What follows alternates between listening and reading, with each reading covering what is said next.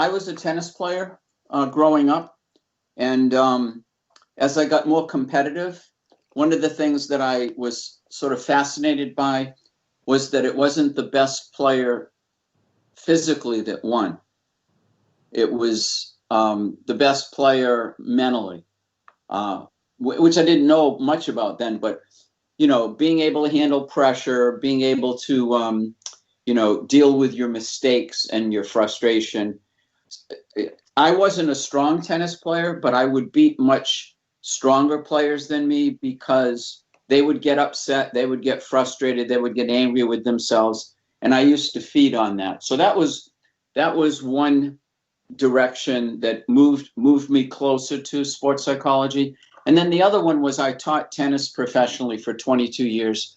And over the course of my teaching, I also saw the effect that people's focus had, their anxiety level, their self-image. And that got me more and more interested in this side of sports. And then when I started my doctoral work in counseling psych, back when I was doing it, there weren't a lot of sports psychology programs. So I got a degree in counseling psych, but my heart was really in sports. And so after I got my degree, then I just started experimenting and networking with other people who were doing it. There weren't a lot, when I first started, there weren't a lot of people in the field. But so it was my own experiences as an athlete that really, and then one other thing, there was, when I played #1 singles at my college, and there was a guy who was better than me who came in as a freshman. He played #6 as a freshman. I played #1. Same thing. He always was like 3 or 4 places behind me because he would get so upset when he made mistakes, and he'd get so nervous under pressure that all of his skills he couldn't use.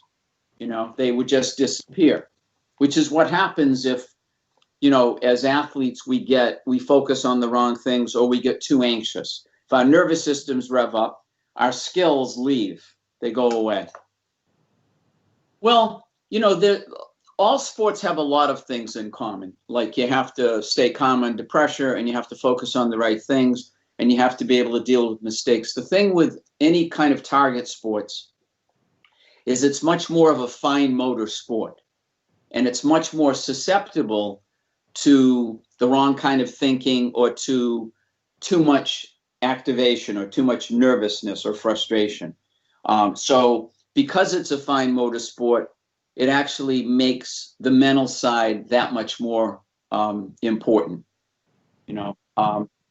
One of the key things in any target sport, and I would say in any sport, but especially in pistol and rifle, is making sure you keep your concentration on what you're doing and not on what you're thinking.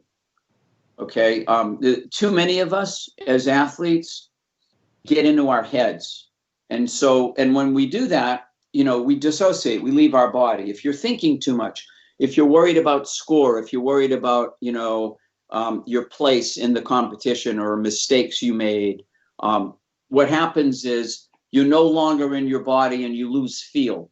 Your pistol shooting, rifle shooting is all about the feel of what you're doing, and thinking distracts us from that, and then causes a lot of performance problems as a result. So I think the thing that distinguishes your sport is really that fine motor aspect of it. I'm kind of a continuous learner. And I think the thing that I'm the most proud of is that I'm always looking for better ways of doing things. I'm always suspicious of experts, of people who have all the answers. And a good example of that was I've been doing this work about 35 years. And for the first 17, I did what most people in the field do, which is they work on the surface. They teach positive thinking, concentration, techniques for staying calm under pressure, all of that stuff. And those are useful skills for any athlete to have in their mental toughness toolbox. But there were a lot of athletes, because my specialty early on, and as it is today, is working with people who have specific repetitive performance problems. Somebody who chokes under pressure, someone who's in a slump, someone who at certain competitions, at the bigger competitions, they don't do well. And that's always been my specialty. And one of the things that I discovered after 17 years of doing it the more traditional way was that there were certain athletes I couldn't help. Okay, they'd have a little bit of improvement, but then they would fall back to their problems. And I knew I was missing something. So I went looking for other ways of working. And I've gone outside the field of sports psychology a lot to learn what I know. And I started networking with other people who were doing more interesting things. And I ran into a guy who was a trauma therapist and believed that behind any kind of performance problem, the athlete had one or more kind of trauma. When I say trauma, I don't mean capital T trauma. It could be being humiliated. It could be failing, in a big pressured situation. It can be an injury. And it can also be upsetting events that happen that have nothing to do with your sport. And I found this guy and I really liked what he had to say. And so what I did was I started working with him individually. I started doing consultation with him. He and I then wrote a book. That's how I learned. I learned by kind of immersing myself in other areas. And so, and that really changed the nature of my work. So I guess, to answer your question, I like that I'm curious, and despite the fact that I've been doing this a long time and I'm very good at what I do, there's a lot I don't know, and I'm always looking for new approaches. Mental toughness. To me, it's like an umbrella of skills. Staying calm under pressure is an aspect of mental toughness. Being able to focus on what's important and let go of everything else is an aspect of mental toughness. Your confidence level, how you handle mistakes and failure is a product of your mental toughness. Being able to avoid getting psyched out or intimidated, part of mental toughness. Being able to handle last-minute negative thinking and doubts, which we all have, that's a product of mental toughness. And the way I look at mental toughness is the foundation skill that affects mental toughness.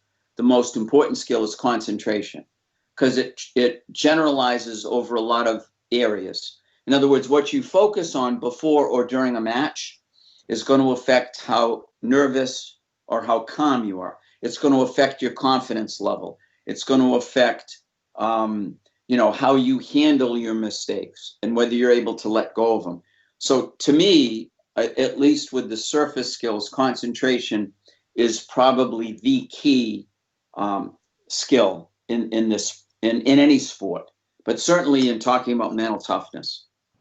When I work with people, what I take them through a specific process. I try to help them become aware of, I look at the mental side as a training area. A lot of people think sports psychology is for people who have problems, mental problems. Psychologists work with crazy people. Sports psychologists, they work with crazy athletes. And that's a Neanderthal way of looking at the mental side. Every sport has, the importance of the mental side in performance. And when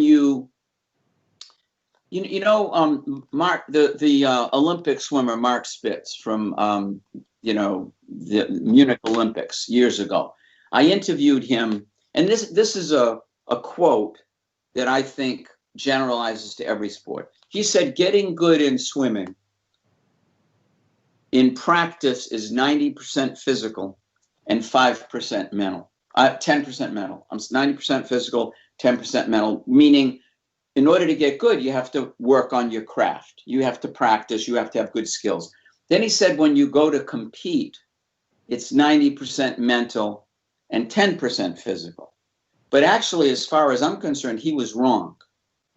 When you go to compete, it's all mental, okay? Because what you focus on, your ability to stay calm under pressure, all of that stuff, if you're not in control of that, you will not perform well. So I like to, my whole philosophy in this is to normalize the mental side as just another training dimension. And in pistol and in rifle and skeet, I mean, it's absolutely critical, okay? Because, one of the most common performance problems I deal with, and this is a classic example of why the mental is so important, is people who do better in practice than they do in competition. Now, everybody can say, well, duh, there's more pressure in competition. But really, people who do better in practice than they do in competition, when they're in practice, they're focusing on the right things. They're not thinking. They're not worried about outcome. If they make a mistake, if they, have a fly or a shot that goes way off, they don't hang on to it. But then when they go into competition, if they struggle, it's because all of a sudden they're thinking about outcome. They're worried about their opponents. They're worried about what place they're going to come in. When they make mistakes, then they hang on to them. So it's sort of like, the mental side is so critical. And it's not about having mental problems. It's about, this is just a very important dimension in training that gets omitted all the time. People just don't deal with it unless they have a significant problem. Well, I do almost all of my work this way, remotely, because I have athletes all over the world that I work with. And the process I take them through is, I need to in order for me to be helpful, I need to understand what they're doing wrong from their perspective.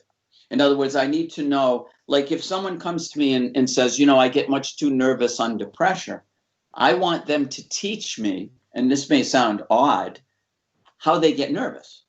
In other words, when do they start? Do they start a week before the competition? Do they start the night before? Do they start the morning of? And then how do they do it? Are they talking to themselves? Are they making images in their head? What are they focusing on the wrong things? So the first step in the way I work is to try to figure out how their performance problem works.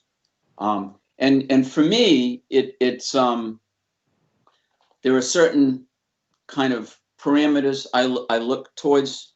There are certain kind of, hang on one second, my computer's being weird. So I want to know what part of the brain they're in, first of all. And what I mean by that is when we're thinking too much, we're in our neocortex, our front brain. When we perform well, we're in our hind brain, sometimes considered to be the reptilian brain. We're programmed by muscle memory. So I want to understand when someone comes to me, like, are they in their front brain or their hind brain? Most of the time, obviously, they're going to be overthinking in their front brain. I want to know what they're focusing on. And the first step in my helping them through this is to not only teach them the mental differences. It's like teaching good technique. I want them to understand the difference between bad mental technique and good mental technique. And in the process of me teaching them that, I help them become aware of what they're now doing wrong. Okay, because if you're not aware that you're making mistakes, if you're not aware that what you're focusing on is causing your nervousness, you're doomed to continue to repeat that mistake. So you need awareness. And it's one of the key things that I teach athletes. I teach them to be aware of what part of the brain they're in. I teach them to be aware of how to change the part of the brain. I teach them to be aware of where their focus is, because again, that's a key aspect in both peak performance and problematic performance. Because again, awareness is the foundation of change. Like if you're if you're doing something wrong mechanically, technically, and you're not aware that you're doing it wrong, you can't correct it. It's the same thing mentally.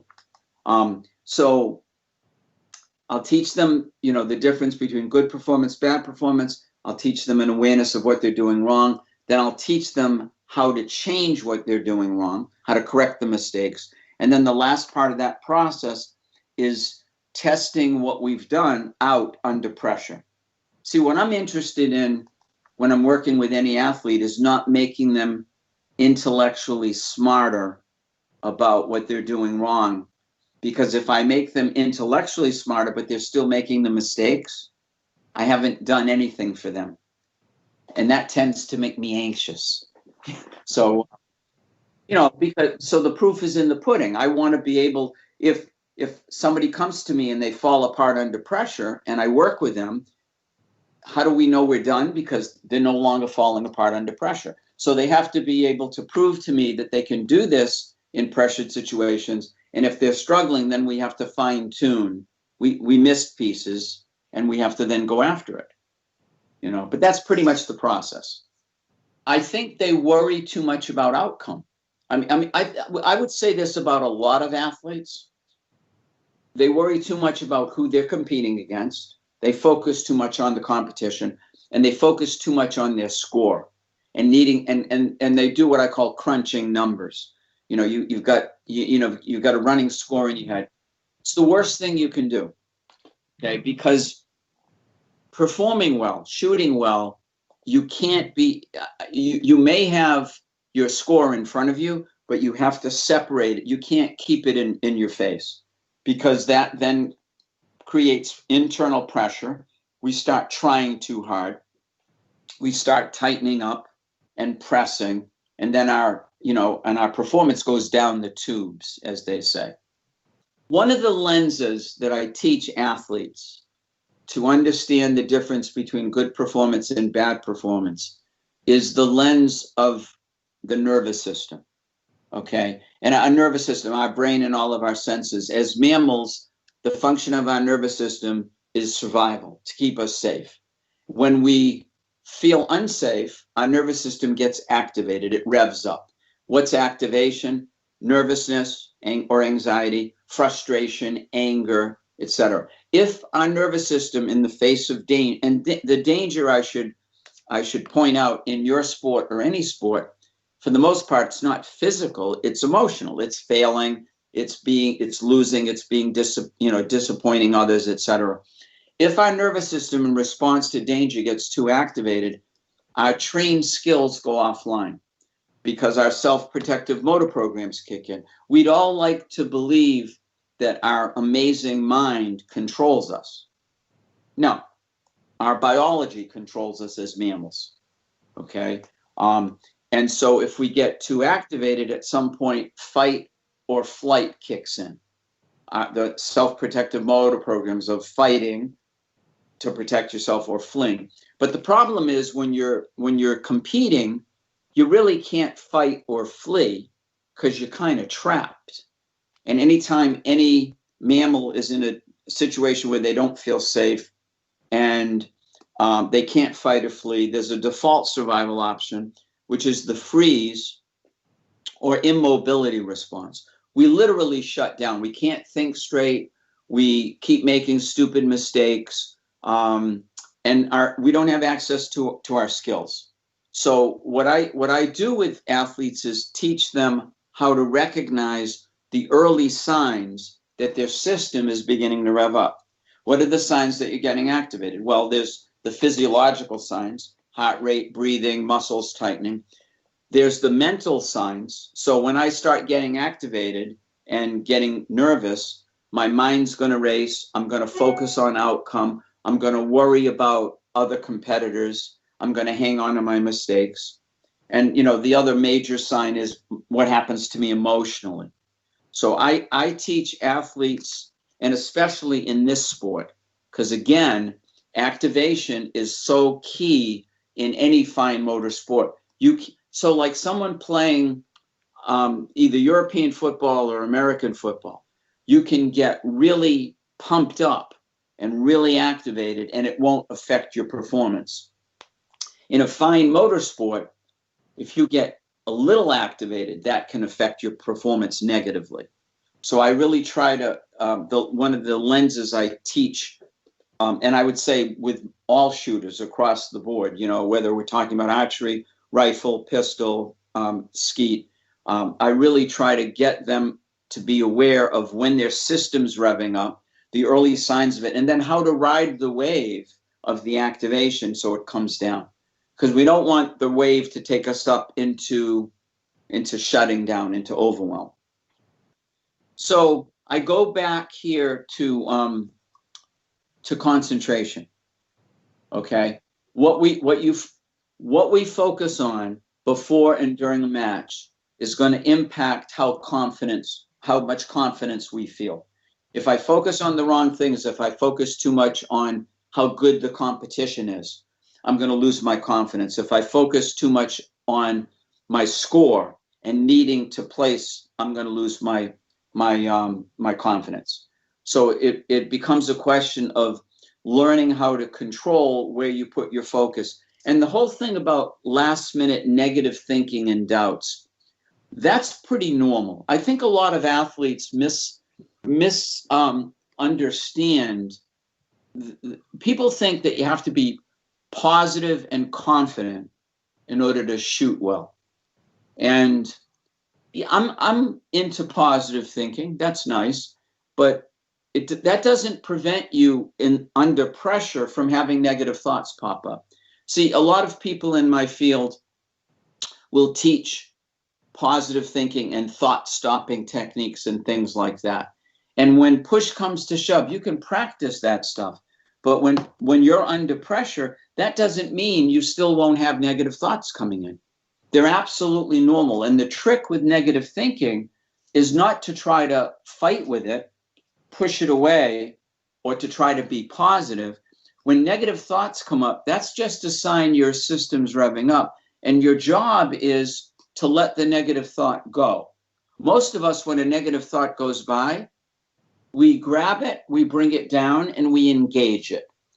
You know, and we believe it. We believe our thoughts, which our thoughts are like out to lunch. They're not like, they're not accurate. So the skill that I teach people is to have a neutral response when a negative thought goes by and to refocus on the task at hand. You know, I mentioned this a little before briefly. There are two general places any shooter or any athlete can put their concentration. Think about like a crossroad. I can have my focus when I'm shooting internal on my thoughts. So I can focus on, you know, a flyer that I just shot and I don't know why I lost control of it. I could be focusing on, you know, the outcome. Anytime an athlete focuses on their thinking, they leave their body and they tighten up and they lose control. The other place I can put my focus on is on the feel of what I'm doing. And not I feel good, I feel bad, I feel really on today. That's thinking. It's going through my shot plan and feeling every aspect of it. Not instructing myself, not talking to myself about it, but actually feeling it.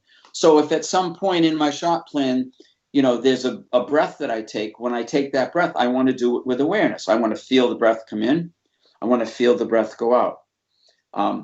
So if I focus on what I'm doing, the feel of what I'm doing, then I'm going to stay calm, I'm going to stay confident, and I will have access to my skills. If I focus on my thinking about what I'm doing, I'm going to get nervous and tighten up, lose my confidence, and lose access to my skills. Right. But we learn anything first when we're in a situation where we're not under stress. Okay, you can't learn to stay calm under pressure when you're under pressure. That's not the time to learn. The time to learn is when there's no pressure. And yes, you need to practice that shot process, that shot plan, and you need to practice doing it with awareness so that as you go through each step physically, you're focusing on the feeling of doing it. Okay, and then that will then translate into when you get into competition. The heart of motivation is having a dream, having a goal, okay, and something that you really want to accomplish. And most athletes don't understand how to use their goals. Your goals, or what I call your big enough why, having a dream, it serves one purpose in training. It's to motivate you right now, today, to work hard. It's sort of like we want athletes using their goals in this sentence. It's sort of like, how is what I'm doing right now going to help me get to where I want to go? But what most people do with their goals is, in practice, they use it as a stick to beat themselves up if they're not performing well. Oh, if I do this in this upcoming competition, there's no way I'm going to reach my goals. That's wrong. The only purpose of a goal in practice is to get me to work harder right now, to get me to focus. It makes it important. And the other mistake people make is they bring their goals, their outcome goals, with them into competition. That is a huge, that's a huge mental mistake, because we cannot perform well when we're making something that important, when we're bringing our goals with us. And that's what goals do. If I go to the line, I go to a station, whatever sport I'm performing in, and I bring my goals with me, I'm making what I'm doing far too important. And that's going to create stress, and then I won't do well. You know, that's an individual thing. And here's why I say that. For some people, it's very important that they calm themselves down, and they might do relaxation techniques, and they might go off by themselves, and that helps, that calms them down, that works for them. For other athletes, if they go off by themselves, then they have a lot of time to think, and they end up thinking about how important the match is, and then they end up freaking themselves out.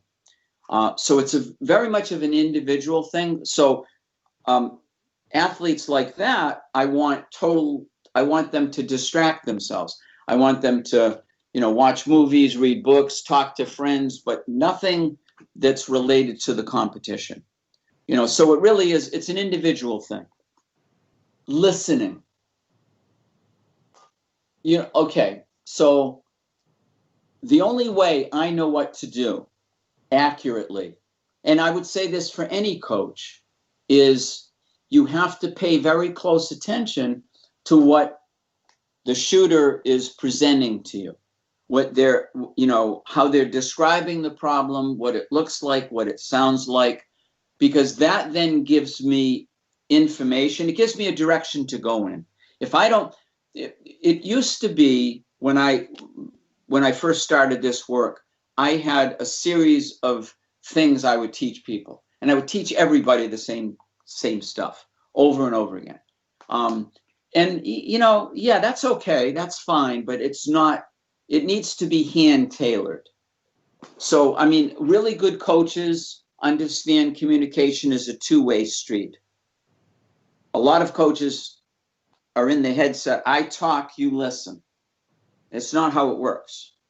I talk, then I listen to how you respond, and then I might say something else.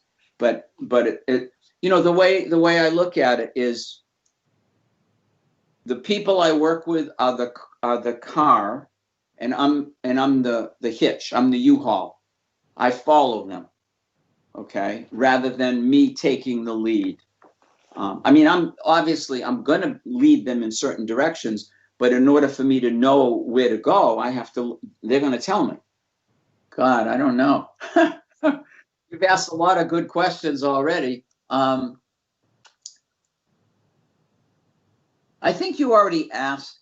I think you already asked it. I think the question is sort of like, what is the biggest cause of performance problems, and how do you correct it?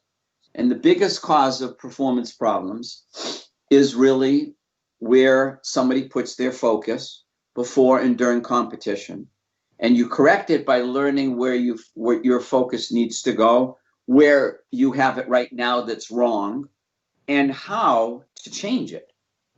Okay. And again, I think I said this before, what we focus on is the central skill in developing mental toughness. And what concentration is it's a simple skill of so let's say this is what's important.